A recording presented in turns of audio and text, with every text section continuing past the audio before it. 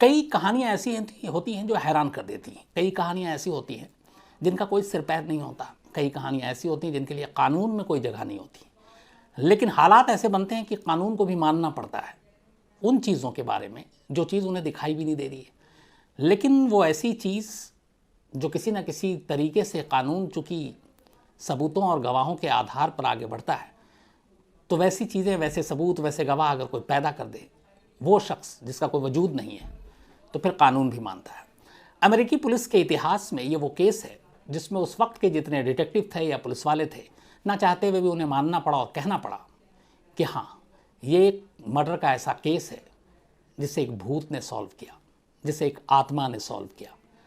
और चूंकि उसके इतने सारे कनेक्टिंग एविडेंस थे कि ये पुलिस को मानना पड़ा। कानून आमतौर पर इन चीज़ों को नहीं मानती, लेकिन ये वो केस है जिसको न सिर्फ कानून बल्कि खुद पुलिस ने माना कि इस केस में तो वो हार गए थे, उन्हें कोई सुराग नहीं मिला, लेकिन कैसे एक आत्मा ने इस केस को उसके अंजाम तक पहुंचाया। पूरी कहानी कुछ यूँ है। टेरेसिटा बासा नाम की एक लड़की जिसका जन्म फिलीपींस में हुआ, अच्छे घर से ताल्लुक़ था इसका, परवरिश भी अच्छी हुई, पढ़ाई लिखाई वहीं हुई, फिर हायर एजुकेशन के लिए इसने अमेरिका जाने का फ़ैसला किया। टेरेसिटा बासा के माँ बाप ने भी उसके इस फैसले में उसका साथ दिया और वो अब फिलीपींस से सीधे पहुंच जाती है अमेरिका, शिकागो। शिकागो में जाने के बाद वो वहाँ से मास्टर्स करती है म्यूज़िक में का शौक़ था उसे, पियानो बजाने का शौक़ था, तो मास्टर्स की डिग्री लेती है म्यूज़िक में। लेकिन फिर उसे लगता है कि सिर्फ म्यूज़िक से काम नहीं चलेगा, कुछ और करना है, तो मेडिकल एजुकेशन की तरफ रुख करती है और रेस्पिरेटरी थेरेपिस्ट के तौर पर वो अपनी पढ़ाई पूरी करती है और एक हॉस्पिटल के साथ भी जुड़ जाती है। शादी उसने की नहीं टेरेसिटा ने, हालांकि उसके एक बॉयफ्रेंड थे कुछ, लेकिन बात शादी तक नहीं गई, तो वो तन्हा थी, अकेली थी, लेकिन खुश थी। कहानी है 1977 की, यानी कि आज से करीब 44 साल पहले की। तब टेरेसिटा की उम्र लगभग 47 साल 47 ईयर्स की हो चुकी थी। वो शादी की नहीं थी, हॉस्पिटल में वो अपना काम कर रही थी एक थेरेपिस्ट के तौर पर, और बाकी टाइम जिस अपार्टमेंट में जहाँ वो रहती थी उसके इर्द गिर्द जो बच्चे रहते थे उनको वो पियानो सिखाती थी। खुश मिजाज थी, मगर दोस्त बहुत कम थे, लेकिन ज़िंदगी ठीक ठाक चल रही थी। 21 फरवरी 1977 1977 शाम के करीब 7:30 बजे टेरेसिटा अपने एक दोस्त को फ़ोन करती है, जिस दोस्त का नाम था रूथ लॉयब, और अक्सर वो उससे बात करती थी। उस गिने चुने दोस्तों में से एक रूथ भी था। तो बात करते करते करीब 15-20 मिनट बात होती है, उसके बाद अचानक टेरेसिटा अपने दोस्त से कहती है कि आज उसके घर पे एक गेस्ट आने वाला है, तो मैं फ़ोन रखती हूँ, मुझे कुछ ज़रूरी काम है वो निपटा लूँ। रूथ उससे पूछता नहीं है कि कौन दोस्त आने वाला, फ़ोन कट जाता, फ़ोन रख दिया था। ये टेरेसिटा की आखिरी बातचीत थी किसी के साथ। इसके बाद करीब 1 घंटे बाद 8:30 का वक्त था। टेरेसिटा जिस अपार्टमेंट में रहती थी उस बिल्डिंग में, उसके अपार्टमेंट से धुआं निकलना शुरू होता है। आस पड़ोस के लोग देखते हैं, उन्हें लगता है कि कुछ आग वाग लगी है, वो फ़ौरन सिक्योरिटी गार्ड को अलर्ट करते हैं, उन्हें बताते हैं। सिक्योरिटी गार्ड फ़ौरन फायर ब्रिगेड को कॉल करता है। थोड़ी देर में फायर ब्रिगेड के लोग पहुंच जाते हैं और किसी तरीके से उस अपार्टमेंट में दाखिल होते हैं जिसमें टेरेसिटा रहती थी, और आग पे काबू पा लेते हैं। आग पे काबू पाने के बाद अब जब वो घर के अंदर दाखिल होते हैं और देखते हैं कौन कौन है, तो उन्हें ड्राइंग रूम में एक कारपेट से धुआं निकलता हुआ तब भी दिख रहा था। वो उसे बुझाते हैं, लेकिन कारपेट लिपटा हुआ था।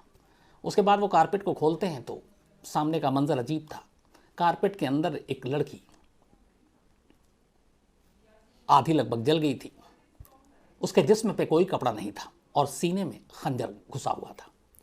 तो पहली नज़र में देख के ये साफ था कि यह कत्ल का मामला है। फिर उसके बाद पुलिस पहुंचती है वहाँ पे, वो देखती है, तो फिर जो शुरुआती तफ्तीश के बाद पुलिस नतीजे पे पहुंचती है कि पहले किसी ने कत्ल किया हो सकता है। कत्ल से पहले चूँकि जिस्म पे कपड़ा नहीं था तो ये रेप का भी मामला हो सकता है। और उसके बाद कातिल ने सुराग और सबूत मिटाने के लिए लाश को कारपेट में लपेट कर और उसमें आग लगा दी, और उसी आग से धुआं बाहर तक पहुंचा और फिर कमरे में आग लगी। पुलिस लाश को ले जाती है। मरने वाले की शिनाख्त टेरेसिटा बासा के तौर पर ही होती है। टेरेसिटा अब इस दुनिया में नहीं थी। पोस्टमार्टम होता है। पोस्टमार्टम रिपोर्ट में एक चीज़ साफ हो जाती है कि जिस्म पर कपड़े नहीं थे, लेकिन टेरेसिटा के साथ रेप नहीं हुआ था और घर के सामान सारे बिखरे हुए थे। तो ऐसा लग रहा था कि घर में पता नहीं कुछ लूटपाट की चीज़ें हुई हैं। पुलिस को यही लगा, तहसीलदार के घर वाले आते हैं, वो सब कुछ देखते हैं, पूछताछ होती है, बताती है वो दोस्तों के बारे में, लेकिन कोई सुराग नहीं मिलता। इसी दौरान पुलिस को इसी टेरेसिटा के घर के अंदर एक लेटर मिलता है और उस लेटर पे ये लिखा हुआ था, get theatre ticket for AS, A for Australia, S for Sydney. तो ये एक पर्ची, एक लेटर मिलता है और ऐसी कोई चीज़ नहीं मिलती कि जिससे कोई सुराग, कोई सबूत ढूंढा जा सके। रेप हुआ नहीं था, घर में सामान बिखरा हुआ था, मामला लूट का लग रहा था, लेकिन ये एक पर्ची जिस पे लिखा हुआ था कि get theatre ticket for AS, तो AS के लिए एक थिएटर की टिकट लानी है। अब सवाल यह था कि ये मिस्टर AS कौन है। पुलिस ने तमाम दोस्तों से पूछा, अपार्टमेंट के लोगों से पूछा, जहां वो हॉस्पिटल में काम करती थी उनसे पूछा, जिन बच्चों को वो पियानो पढ़ाती थी उनसे पूछा। AS नाम का कोई शख्स नहीं मिला ऐसा जिसके दो नाम A और S से जुड़ते बनते हों। पुलिस को कोई सुराग नहीं मिला। डिटेक्टिव लगे रहे, दिन बीतते रहे, दिन हफ्ते में बीते, हफ्ता महीने में गुजरा, लेकिन कोई सुराग नहीं मिला और ऐसी कोई चीज़ नहीं मिली जिससे टेरेसा के कत्ल के ऊपर कोई रोशनी डाली जा सके। इसी दौरान में जब करीब साल होने वाला था, तभी जिस डिटेक्टिव को ये मामले की जांच सौंपी गई थी, उन डिटेक्टिव का नाम था जो एस्टेचुएला। तो मिस्टर जो एस्टेचुएला एक दिन शाम को अपने दफ्तर पहुंचते हैं। जब वो दफ्तर पहुंचते हैं तो देखते हैं कि उनके टेबल पे एक नोट पड़ा हुआ है और उस नोट में लिखा था कि टेरेसिटा केस में एक विटनेस मिला है और वो कुछ बताना चाहता है, तो आप हमसे संपर्क करें। डिटेक्टिव फौरन ये नोट पढ़कर उस पुलिस स्टेशन में पहुंचते हैं। वहां जाकर पूछते हैं कि क्या बात है, आखिर इतने दिनों बाद ऐसा कौन सा विटनेस सामने आया। तो पुलिस वाला बताता है कि एक डॉक्टर हमारे पास आए थे और उनका नाम था डॉक्टर जोसे चुआ और इत्तेफाक से ये भी फिलीपींस के रहने वाले थे, लेकिन यही हॉस्पिटल में काम कर रहे थे, डॉक्टर थे। तो उन्होंने आकर कहा था कि मैं टेरेसिटा के कत्ल के बारे में कुछ जानकारी देना चाहता हूं। अब चूंकि डिटेक्टिव इस मामले की जांच कर रहे थे, इसलिए पुलिस स्टेशन से कहा गया कि आप डॉक्टर जोसे हैं उनसे आप मिल लीजिए। डिटेक्टिव डॉक्टर जोसे के पास जाते हैं, उनसे पूछते हैं कि आप बताएं कि आप क्या जानते हैं। डॉक्टर जोसे एक कहानी सुनाते हैं डिटेक्टिव को। कहते हैं कि मैं हॉस्पिटल में काम करता हूं, मैं नहीं जानता हूं टेरेसिटा को, लेकिन मेरी वाइफ जो है रेमी, वो पिछले कुछ दिनों से अजीब हरकत कर रही है। वो नींद में बड़बड़ाती है, रात को जब वो कई बार बोलती है तो उसकी आवाज़ बदल जाती है और मुझे लगता है कि ये पहले कभी नहीं था, अभी पिछले कुछ दिनों से ये हो रहा है। तो मैं शुरू में नज़रअंदाज करता रहा क्योंकि पेशे से एक मेडिकल प्रैक्टिशनर हूँ, डॉक्टर हूँ, तो मैं इन चीज़ों पे इतना ध्यान नहीं देता हूँ। उसने कहा कि एक और दिन फिर लास्ट में रेमी सो रही थी तो अचानक मैंने देखा कि वो बहुत ज़ोर ज़ोर से बड़बड़ा रही है और उसकी आवाज़ मेरी बीवी की आवाज़ बिल्कुल नहीं थी, उसके मुंह से किसी और की आवाज़ निकल रही थी। तो उसने कहा कि इसमें क्या बात हुई। डॉक्टर चोसे ने बताया कि इसके बाद एक रोज़ अचानक वो बहुत ज़ोर ज़ोर से मेरा नाम लेकर मुझसे बात करने लगी और कहने लगी कि मुझे तुमसे कुछ कहना है। अब डिटेक्टिव थोड़ा सा संभले। उन्होंने कहा क्या कहा आपकी पत्नी ने। उन्होंने कहा पत्नी तो मेरी थी पर आवाज़ किसी और की थी। उसने अचानक कहा कि मेरा कत्ल हुआ है और मेरा कत्ल जिसने किया है उस शख्स का नाम एलन शौरी है और वो मेरे घर पे टीवी ठीक करने के लिए आया था और टीवी ठीक करने के दौरान उसने मुझे मारा और पूरे घर का जो नक्शा था बिगाड़ा ताकि ये लगे कि ये मामला लूटपाट का है और वो वहाँ से चला गया। तो बोले ये मैंने सुना उससे, फिर मैं सुबह उठा, फिर मैं भूल गया कि ये वहम है, मेरी बीवी कुछ सपने देख रही है, कुछ अजीब सी कई चीज़ें ऐसी होती हैं। तो फिर भी मैंने भरोसा नहीं किया। तो बोला फिर आप मेरे पास क्यों आए अब। तो बोला उसके नेक्स्ट डे, अच्छा उसने ये भी कहा कि मेरा कत्ल जो एलन शौरी ने किया है और उसी ने घर में आग भी लगाई सबूत मिटाने के लिए, और आप जाकर ये बात पुलिस और डिटेक्टिव को बताओ ताकि मेरे साथ इंसाफ हो सके और मेरा कातिल गुनाहों की सज़ा पा सके। लेकिन बोले कि अगले दिन फिर मुझे लगा कि यह वहम है, बाकी चीज़ें हैं, कहाँ पुलिस को पास जाना, लोग हंसेंगे, तो नहीं गया। लेकिन नेक्स्ट डे रात को फिर अचानक रेमी यानी उनकी पत्नी बड़बड़ाने लगी और इस बार गुस्से में थी और गुस्से में वो मेरा नाम लेकर कह रही थी कि तुमने ठीक नहीं किया, मैंने तुमसे कल भी कहा था कि मेरी मदद करो, अगर तुमने मेरी मदद नहीं की तो तुम्हारी बीवी को इसका खामियाजा भुगतना पड़ेगा।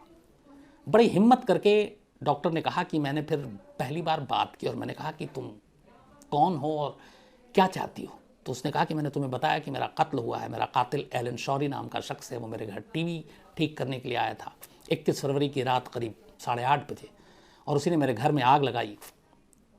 तो बोला ये सब मैं जाकर पुलिस को बताऊंगा तो पुलिस वाले हंसेंगे, कैसे यकीन करेंगे, कोई ऐसा सबूत, कोई ऐसी चीज़ तो हो जिससे मैं जाके बात करूं। उसने कहा ठीक है मैं तुम्हें सबूत देता हूं, तब तो तुम मेरी मदद करो। उसने कहा ठीक है। उसने कहा कि एलन शौरी ने घर से जाते वक्त मेरे कत्ल के बाद मेरे घर में रखे हुए कुछ मेरे जेवरात, ज्वेलरी, वो अपने साथ ले गया था, और वो ज्वेलरी उसने बाद में अपनी गर्लफ्रेंड को दे दिया, और ये ज्वेलरी इस वक्त उसकी गर्लफ्रेंड के पास है, उसके घर में है। आप वहाँ पे जाओगे मिलेगा। और दूसरा, अब वो ज्वेलरी मेरी है कि नहीं है ये कैसे साबित होगा, तो मैं आपको कुछ नंबर और नाम दे रहा हूँ। आप मेरे जानने वाले मेरे दोस्तों को ले जाइए, मेरे फैमिली के मेंबर को ले जाइए, वो पहचान जाएंगे कि ये ज्वेलरी मेरी है, लेकिन इस वक्त मेरे कातिल की महबूबा के पास है। और उसने नाम और नंबर भी डॉक्टर को लिखा दिए। जब ये सब कुछ हो गया तब डॉक्टर ने कहा ठीक है मैं जाऊंगा, और उसने कहा कि आप मेरी मदद करें वरना फिर खामियाजा इसका आपकी बीवी भुगतेगी। बोला इसी के बाद मैंने लोकल पुलिस को कांटेक्ट किया और उन्होंने आपको बताया, अब आपके सामने हूँ। पुलिस वाले सुनकर पहले तो उन्होंने कहा कि क्या बेवकूफ़ी है, लेकिन फिर लगा कि एक केस जो अभी तक अनसुलझा है, चलो इसके बारे में कुछ जानकारी जुटाते हैं। तो अब यहाँ 2-3 क्लू मिला। पहला तो ये था कि उस घर में पर्ची मिली थी जिस पर ए और एस लिखा हुआ था, तो ये मिस्टर ए एस की पहली क्या थी। अब यहाँ पे जो डॉक्टर नाम बता रहा है, जो टेरेस्टा मतलब खुद उसकी आत्मा बता रही है डॉक्टर की बीवी की मुंह से, वो अपने कातिल का नाम बता रही है Alan Shourie. A for Alan, S for Shourie, यानी ए एस की पहली तो बूझ गई। दूसरा, अब ये पता किया गया कि क्या उस अपार्टमेंट में टीवी में कुछ प्रॉब्लम था, टीवी को ठीक करने के लिए आया था, क्योंकि उसने कहा कि टीवी ठीक करने के लिए आया था और उसने फिर मेरा कत्ल कर दिया। तो पता चला कि हाँ, उस वक्त सीसीटीवी कैमरा और ये सब तो होता नहीं था, कि टेरेस्टा का टीवी खराब था और उस दिन वो टीवी ठीक करने के लिए आया था और टीवी फिर ठीक भी हो गया। तो अब ये दूसरी चीज़ हुआ कि नहीं, इसने सही कहा कि टीवी खराब था और टीवी ठीक करने आया था।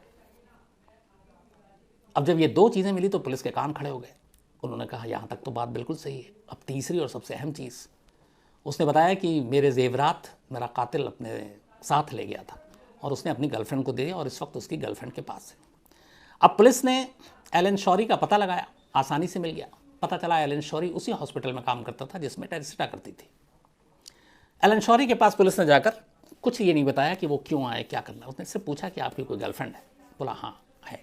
उसने कहा वो कहाँ रहती है, पता बताया।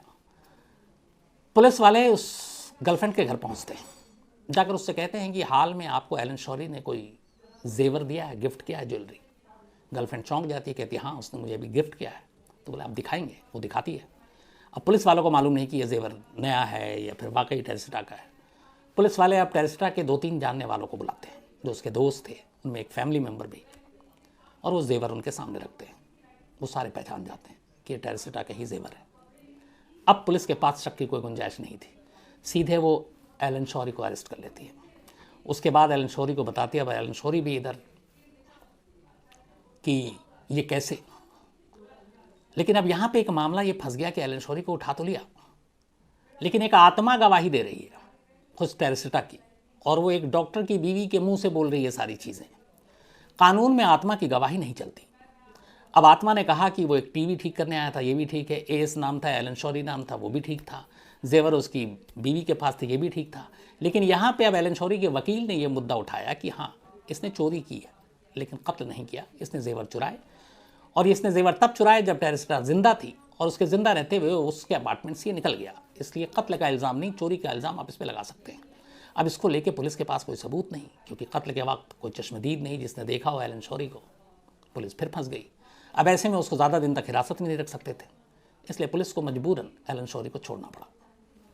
छोड़ने के बाद अब पुलिस 3-4 चीज़ें हैं, सब कुछ है, लेकिन और कोई पुख्ता सबूत नहीं है, क्या करें। अब इस दौरान में जैसे ही एलन शौरी को छोड़ा, एक रोज़ डॉक्टर की वाइफ के ऊपर टेरेस्टा के आत्मा ने पूरी तरह से कब्जा कर लिया, और उसने बाकायदा ये बताया कि मुझे किस किस तरीके से 31 फरवरी की रात को उसने मारा था, मुझे ऐसे उठाया, टीवी वहाँ पे, ये सारी चीज़ें। डॉक्टर ने कहा मैंने आपकी सारी मदद की, लेकिन अब मैं क्या करूं, उसको पकड़ा भी, लेकिन इसके आगे के सबूत कहाँ से लाए, और तुम्हारे बयान आत्मा जो जिंदा नहीं है कानून मानता नहीं है। कहते हैं इस पर टेरेस्टा की आत्मा बहुत ही गुस्सा हो गई, और इसके बाद जो जो लोग इस केस से जुड़े थे अब वो उनको तंग करने लगी कि मुझे इंसाफ दिलाओ। अब जब ये सारी चीज़ें हुई उसके बाद पुलिस की फॉरेंसिक सारी टीम फिर से लगी। फिर इसके बाद शुरुआत में कानून को भी लगा कि बेशक एक आत्मा ये सारी चीज़ें बता रही है, लेकिन टीवी ठीक करने के लिए वो गया, उसने चोरी की भी बात मानी, जेवर उसके गर्लफ्रेंड के घर से मिला, तो सिर्फ कत्ल को कैसे नज़रअंदाज किया जा सकता है। तो पुलिस ने कत्ल भी एलन शोरी के ऊपर लाद दिया और उसके बाद दोबारा उसको अरेस्ट किया और मुकदमे की कार्रवाई शुरू की। अब मुकदमा चला और यह अनोखा मुकदमा था, क्योंकि पूरा मुकदमा बेस था एक आत्मा की गवाही पर, जो एक डॉक्टर की पत्नी के रूप में सामने रखे जा रहे थे। उस सबूत था नहीं। ट्रायल शुरू हुआ, बड़ी बहस हुई, और इस वक्त वो अमेरिका के तमाम न्यूज़पेपर में ये सुर्खियाँ थी, ये ट्रायल। जूरी मेंबर थे बहुत सारे, जूरी मेंबर भी बढ़ गए आखिरी में फैसले में। उन्होंने कहा कि बाकी ठीक है कि इस डॉक्टर की पत्नी के अंदर जो भी आत्मा थी, एक तो हम मानते नहीं कानून में, लेकिन उसकी निशानदेही पे जेवर भी मिले, ये भी पता चला कि टीवी ख़राब था, टीवी ठीक किया गया, सब कुछ, लेकिन कातिल साबित करने के लिए पुख्ता सबूत नहीं है। तो इसीलिए जूरी की राय बढ़ गई और ट्रायल में एलन शोरी बरी कर दिया गया। अब बरी हो गया, कहानी यहाँ ख़त्म नहीं हुई। बरी होने के बाद अब कहते हैं कि टेरेस्टा बासा, अच्छा उसने अपना जुर्म अदालत में कबूल भी नहीं किया। उसने कहा मैंने जेवर चुराए, कत्ल नहीं किया, सबूत था नहीं, आत्मा की गवाही मानी नहीं आती, वो बरी हो गया। ट्रायल ख़त्म हुआ, यानी कि ट्रायल में बरी हो गया। अब उसको जेल से आज़ाद किया जाना था एलन शोरी को, लेकिन कहते हैं कि जब आज़ाद किया जाना था उससे कुछ घंटे पहले अचानक एलन शोरी बदल गया और उसने डिटेक्टिव को बुलाया और बाकायदा जो कानून के उसके वकील और वो लोग थे, और उनके सामने उसने कन्फेस कर लिया। उसने कहा कि मैं झूठ बोल रहा था, अब तक मैंने ही टेरेस्टा बासा का कत्ल किया है। फिर उसने कहानी बताई कि मैं 21 फरवरी को 1977 8:30 बजे घर गया। अक्सर हमारी मुलाकात हॉस्पिटल में होती थी टेरेस्टा से, और जब भी उसके घर में कोई इलेक्ट्रॉनिक सामान गैजेट ख़राब होता था तो मुझे ही बुलाती थी, तो मैं उसके घर पे जाके ठीक कर देता था, बदले में हम कॉफ़ी पी लेते थे या कुछ ऐसा ही। तो उस दिन भी उसने दिन में मुझे कहा था कि मेरा टीवी ख़राब है, तो मैंने कहा ओके मैं आके बना दूंगा, और 8:30 बजे उसने मुझे बुलाया था। जब मैं गया और मैंने टीवी बनाया, उसके बाद बोला कि मेरी नीयत ख़राब हो गई, मुझे पैसों की ज़रूरत थी और मुझे ये पता था कि इसके पास पैसे होंगे शायद कैश और जेवर, पर घर में कोई कैश वैश था नहीं। तो बोला फिर मेरी नज़र जेवर पे पड़ी, लेकिन मैं जेवर चुराता उससे पहले मैं पकड़ा गया और टेरेस्टा ने मुझे चोरी करते हुए रंगे हाथ पकड़ लिया। मुझे लगा कि अब बदनामी होगी, तो मैंने गुस्से में पहले उसका गला दबाया और फिर खंजर उसके सीने में उतारा। फिर उसके बाद ये लगे कि चोरी नहीं है बल्कि ये एक रेप का केस है, तो इसलिए मैंने टेरेस्टा के सारे कपड़े उतार दिए, फिर उसको कारपेट में लपेट कर कारपेट में आग लगा दी ताकि सारे सबूत ही नष्ट हो जाएं, और फिर मैं वहाँ से निकल गया। ये सारी बातें एलन शोरी ने अचानक जब ट्रायल में उसको लगभग बरी कर दिया गया, कन्फेस कर लेता है। इसके बाद रीट्रायल होता है, चूँकि वो अपना जुर्म मान चुका था और वो एक बदला हुआ इंसान नज़र आ रहा था, तो रीट्रायल में वही जूरी एलन शोरी को टेरेस्टा बासा के कत्ल के इल्ज़ाम में 20 साल की सज़ा सुनाती है और 20 साल तक वो जेल में रहता है। इसके बाद कहते हैं कि एक नई कहानी आई, वो ये थी कि इसने पहली बार तो इनकार किया, लेकिन कहते हैं कि टेरेस्टा बासा की आत्मा फिर जेल पहुंच गई थी और उसने एलन शोरी को तंग करना शुरू कर दिया और उसने कहा कि तुम एक्सेप्ट कर लो वरना तुमको इसका खामियाजा भुगतना पड़ेगा। और ये उसी का असर था कि अचानक उसने सच बोला और अपना जुर्म कबूल कर लिया। बाद में इसको लेके बहुत सारे इंटरव्यू दिए गए वहाँ के पुलिस डिटेक्टिव की तरफ से। उन्होंने रिकॉर्ड पे कहा कि हम बिल्कुल आत्माओं को, भूत को नहीं मानते, लेकिन ये वो केस है जिसमें हम कह सकते हैं ऑफिशियली कि एक भूत ने, एक आत्मा ने इस केस को सुलझाने में हमारी मदद की, क्योंकि सारे सबूत, सारे चीज़ें एक आत्मा के ज़रिए हम तक पहुँची। इस केस को उस वक्त शिकागो की पुलिस ने जो नाम दिया था वो नाम था वॉइस फ्रॉम द ग्रेव, मतलब कब्र से आवाज़। इसके ऊपर बाद में एक फ़िल्म भी बनी और उसका भी नाम वॉइस फ्रॉम द ग्रेव था और 1996 में ये फिल्म रिलीज़ हुई थी। तो तो ये थी एक अजीब कहानी जिसमें उस आत्मा ने केस को सुलझाया जो किसी को नज़र ही नहीं आती थी, लेकिन फिर भी केस सुलझा और दोषी ने, जो मुजरिम था, उसने अपना जुर्म कबूल भी किया।